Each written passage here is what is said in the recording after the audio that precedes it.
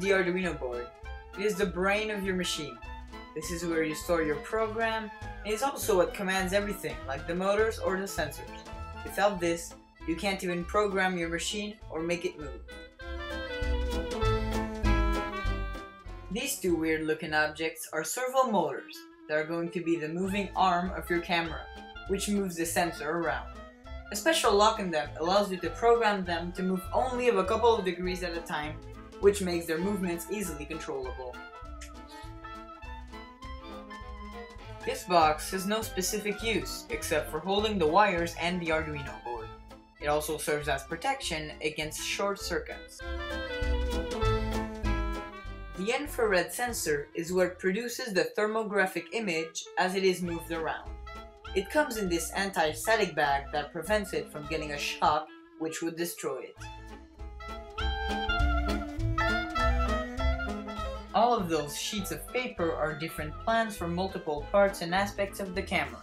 This one is for soldering. This one is for the Arduino board. Most of our information comes from this website. So right here we're placing measurements to put a servo in the box. This is going to serve as base for the tilt bracket, which is going to hold the sensor. With these measurements, we're going to drill a hole to put in a servo motor. To do it, we're going to use a Dremel. But first, I need to put on some eye and ear protection, in case stuff like this happens. Okay, so now we're starting to drill. We're also going sideways. Here we're drilling some holes.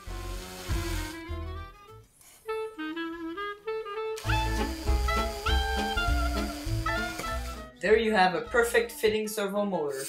There, I'm cutting a hole in the box to put the USB port of the Arduino board in it, so the wires can pass through. Here, I'm smoothing the edges of the hole to get a perfect fit with the Arduino board. Just like this.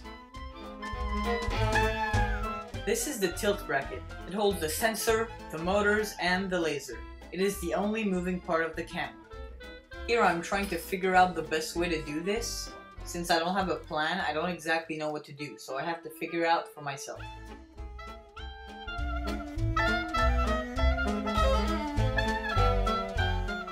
Now that I know how to assemble it, I'm gonna start building it.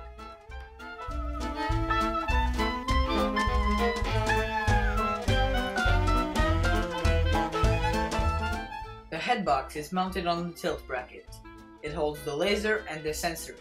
It serves as protection for the most fragile parts like the sensor and the wires.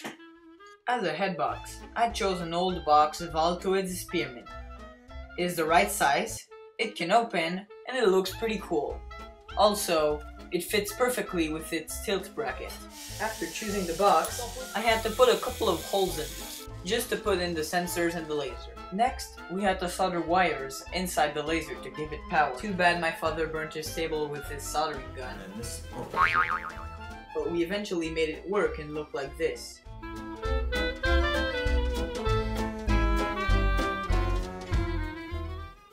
After this, I tried fitting the sensor in the hole so it looked kind of nice. I then used some JB Weld glue to glue it on. Finally, it looked like this. Okay, so it doesn't look long, but it took me at least 5 hours.